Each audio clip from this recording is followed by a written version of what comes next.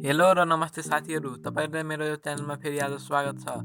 आजको भिडियोमा मैले तपाईँले बताउने छु कसरी आफ्नो मोबाइलमा रहेको एनटिसीको एउटा सिमबाट अर्को एनटिसीको सिममा ब्यालेन्स ट्रान्सफर गर्न सकिन्छ भन्ने विषयमा। त्यसैले यो विषयमा जान्न चाहनुहुन्छ प्लिज यो भिडियोलाई अन्तिमसम्म 1 सेकेन्ड पनि स्किप नगरिकन हेरेर साथ दिनुहोला। र त्यसको लागि सबभन्दा पहिले हामीलाई त्यो एनटिसीको सिम किन्दाखेरि त्यसको बाहिरको कभर अथवा गत्ता चाहिने गर्छ। त्यसमा 8 डिजिटको सेक्युरिटी कोड रहेको हुन्छ, त्यसलाई सुरुमा डायल गर्न पर्ने हुन्छ। त्यो बिना पनि मैले गरेर देखाउँछु। र त्यसको लागि सबभन्दा पहिले मेसेज बक्समा जानुहोस्। त्यो कोड निकाल्नको लागि प्लसको आइकनमा टच गर्नुहोस् र एन्टर 1415 डायल गर्नुहोला। 1415 गरेर यहाँ नयाँ मेसेज क्रिएट गर्नुहोला। त्यसपछि साथीहरू मेसेज लेख्न पर्ने हुन्छ, तपाईँले एस कोड भनेर लेख्न पर्ने हुन्छ। र यहाँनिर मैले एस कोड भनेर लेख्छु।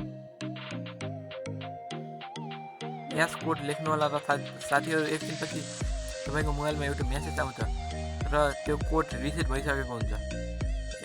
नयाँ पुरानो कोड डिलिट भएर नयाँ आइसकेको हुन्छ। हेर्न सक्नुहुन्छ साथीहरू, यहाँनिर एउटा नयाँ कोड आइसकेको छ। अनि एकचोटि ब्याक गर्नु होला साथीहरू, एकचोटि ब्याक गर्नुहोस् साथीहरू। अनि त्यसपछि तपाईँ त्यहाँनिर फोन डायलरमा जानुहोस् र यहाँनिर लेख्नुपर्ने हुन्छ तपाईँले अथवा डायल गर्नुपर्ने हुन्छ स्टार 422 स्टार दाब्नु होला। अनि त्यहाँनिर सेक्युरिटी कोडलाई लगइन गर्नु होला अथवा पेस्ट गरिदिनु होला। र यहाँनिर सेक्युरिटी कोड मैले पेस्ट गरिसकेको छु र फेरि स्टार दाब्नु होला तपाईँले। यहाँनिर फेरि सेक्युरिटी कोड पेस्ट गरिसकेपछि फेरि स्टार दाब्नु होला।